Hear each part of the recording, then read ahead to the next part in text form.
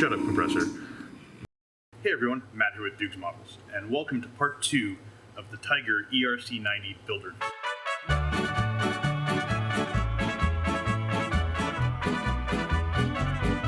In part 1, we did the typical inbox song and dance bullshit. So we looked at the sprues, we looked at all the other goodies that came in the box, we kind of toured the instructions, the painting guide, that sort of thing. In part 2, we're actually going to build the damn thing. Now, I'm not going to structure this the way that I structured the flank off with multiple running installments showing the whole thing in all its bloody, gory detail. Mainly because nobody really seems to give a shit about this Franco-Mexican export 6x6 armored car thing. It's just not generating the same level of interest, it seems, and curiosity as a Great Wall Hobby SU-35. Wonder why.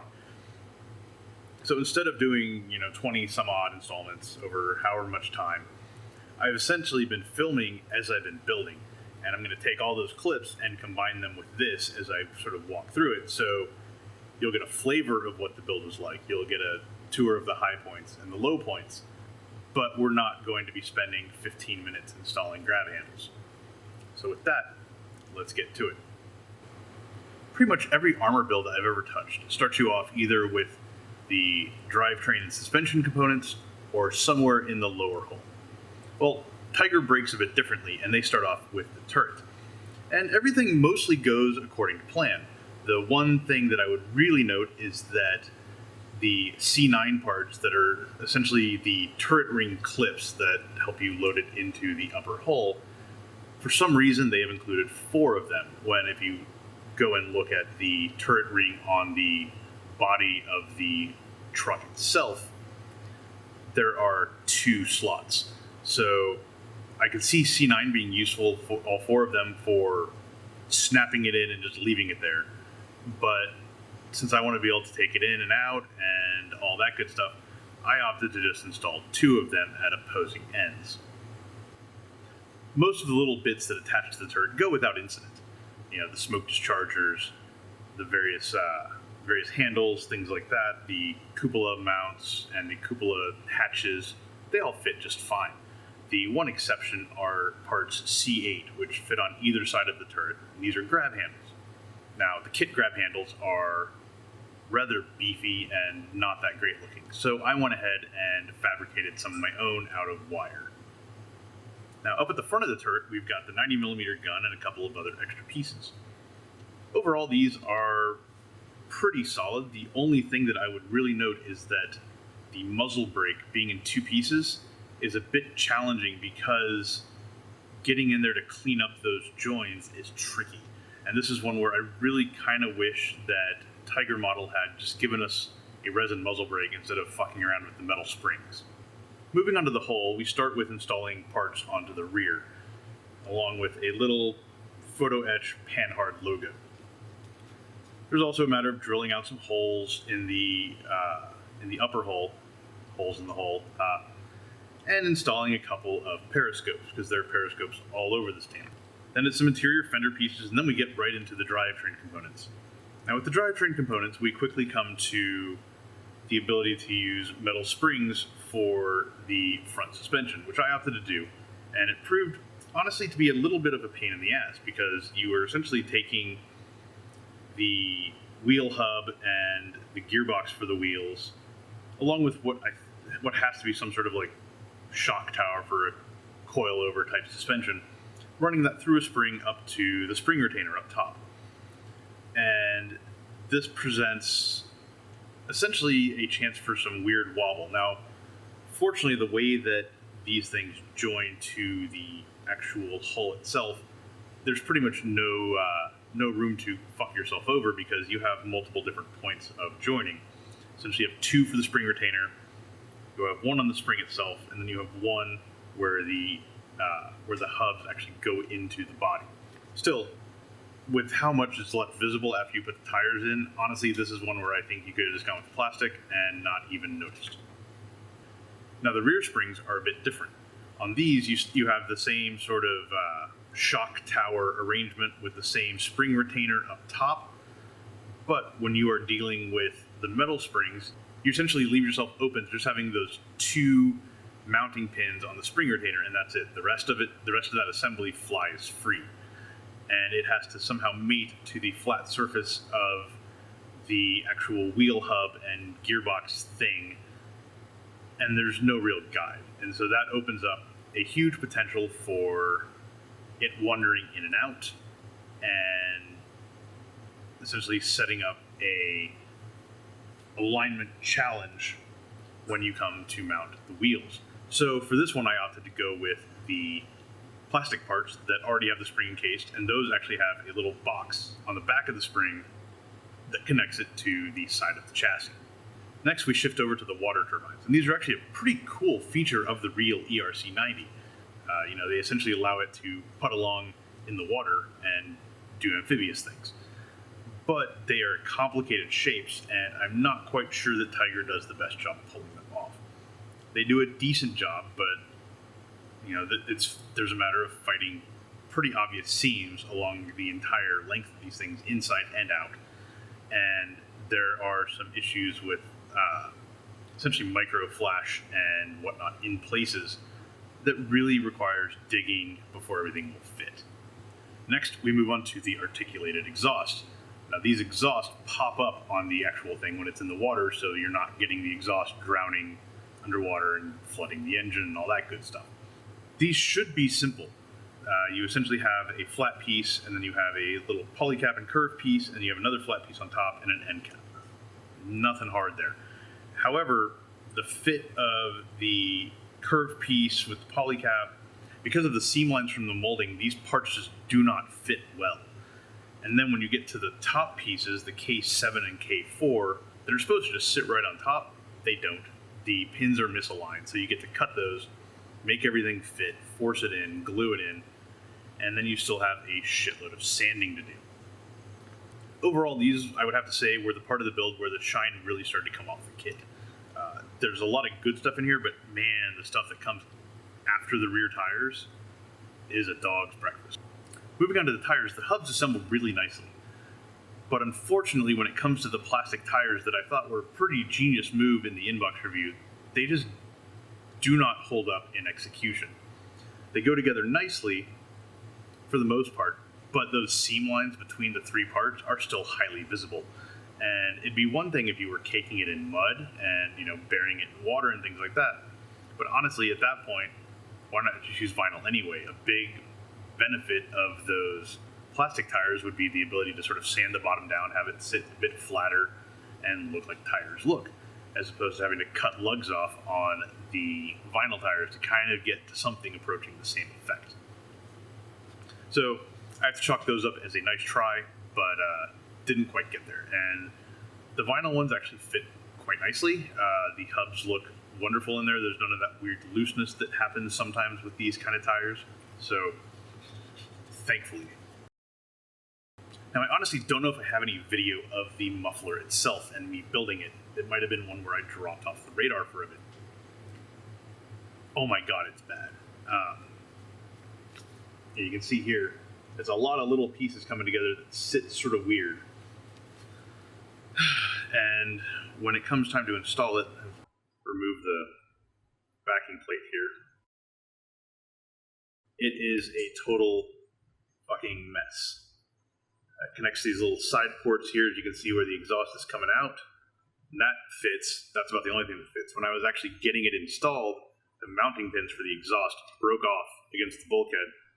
And so if you see that little plastic divot in there, essentially what I did is I just said, fuck it, and drilled straight through the muffler and the rear bulkhead and shoved some styrene rod in there to reinforce it all and essentially rivet it in place. So, thankfully, it has the rear cover on the back, and it won't really be seen because, oh my god.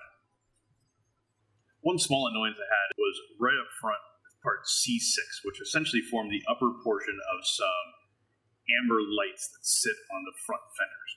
The kit decided, hey, let's render these as solid plastic. And so we essentially have what are amber lights with little metal cages around them as just this sort of sand-colored plastic. And that's going to be fun to paint, by which I mean it's not. Because A, it's tough to get these solid parts to look like really nice, clear parts, especially when they're so front and center. B, it's always fun to paint the cages around those kind of things without messing it up. So we'll get there, but not looking forward to it. Installing the rest of the hatches is a pretty seamless affair. They more or less go together the way you would expect, especially with the hinges already in place. It's just kind of snap and glue. Joining the holes is honestly a bit more fraught than I thought it would be, and this mainly has to do with everything going on up front. For some reason, there's a slight tendency for the front of the hole to try to lift right where the two things join on the nose. And despite some sanding, it was tough to figure out what was causing this. I removed a couple of ejector pin marks, a bit of flash, and that helped us somewhat, but not totally. Still, it goes together with enough force and enough harsh chemicals to melt the plastic. The headlight assemblies and the photo etch for them and the windshield / waiting shield / riot shield, whatever its multiple uses are, seem to go together okay. It's really tough to make final judgments on both of those, though, until we see how the clear parts fit, which won't come until after paint. Now, one point of special pain for me was the side mirrors that mount on the fender. When I was doing the inbox review, I commented on how these look pretty nice and beefy, and they seem that way until you start trying to install them, because the sprue gates for these mirrors are right between the two little mounting posts on the bottom. And there's literally no way to get a sprue cutter in there to clean that up, which means you have to find a way to hold the actual mirror arms themselves and either sand or cut or scrape away that sprue gate. And the force that you have to exert to do that, at least in my case, snaps both of them.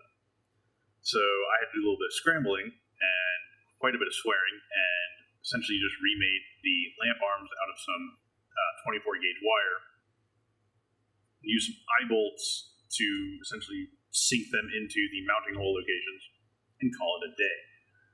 Not what I want to do, not how I want to spend an hour of bench time, but it's surmountable. Still, it's annoying that sprue gate was where it was in the first place. If it hadn't been there, we might not be facing this situation. So after installing some final details, we get to this state of affairs. The ERC-90 about as built up as I'm willing to take it before we get into paint. Now there are a couple spots missing here, namely the machine gun, the Pioneer tools over on this side, a little bit of photo etch in places, but for the most part, it's looking like it should. Now from this angle, it's tough to see everything that's going on the bottom, so let's lift it up a little bit. And back in here, you can see the water turbo. This fucker out of the way. So back in here, you can see the water turbines. You can see some of the springs going on with the suspension. Now those are the plastic springs in the back. And I've got to hold it this way with, fingers clamped on 4 of the tires because, man, they're floppy. The front ones seem to fit okay, and then we lost our sand ladder. That's why it's kind of annoying to move this around to show it at this point, because it's very much like a house of cards. Okay, so overall, what do I make of Tiger's kit? Well, it's definitely not perfect. It definitely has its flaws, especially back here in the aft regions. Once you get past the rear tires, things kind of fall apart a bit. But for the most part, it's competent. It's cleanly engineered. There's nothing in it that really made me question why they did things the way they did. It was more how they carried off some of the things that they did, such as these articulated exhausts back here. So overall, I would probably have to give this a 7 out of 10. It's better than several kits I've seen, but it doesn't really touch the best of what's happening these days. I think if they could carry through the higher points of the kit to the rest of it, that would probably change. And I think if they were smarter about the goodies they included to up their multimedia game, that would also be a win. For example, we don't need metal springs on a non-working suspension. Instead, give us a resin muzzle brake, give us a metal machine gun barrel, give us clear resin for these front amber lamps, There are all kinds of things they could have done. Give us metal for the smoke cans as opposed to the metal for the springs. Smoke canisters are very widely visible. There are all kinds of different things like that from just a packaging standpoint that I think would have won me over a bit more than what we got. But still, overall, 7 out of 10, competent. I did not hate this build. I found vast tracts of it quite enjoyable, in fact, and I am looking forward to painting it. Now, as a note, before we run out of here, you might see the portions of green on here and think, hey, back in the build review, Matt was saying that he was going to do that fancy digital camo desert scheme. Well, I was, and then when I got into painting the lower hull and throwing down the Carcatan and all that, I got to thinking, you know what? If I have to deal with masking off all of those individual little elements of digital camo, this shit's never getting done. And so I decided to pull an audible and go with the essentially the French style camo instead. So the green, brown, and black. Now it calls for NATO green, NATO brown, and NATO black, but I felt that the NATO green that I was using, the AK Real Colors version, was A, almost out, and B, a little bit dark. And so I opted instead to use their just straight up green, FS 34102, which I think provides a pretty nice tone, and it'll hopefully make it a little bit brighter on the coming out the other side than otherwise would be the case. So that is that. I hope you enjoyed the build. We will be coming back with probably video and certainly photos of finishing this up from the painting and weathering and finishing standpoints. Thanks for watching, and thanks again to Patrick at MBK USA for presenting me with the chance to build another gawky, awkward French armored car. Thanks for watching, and check you later.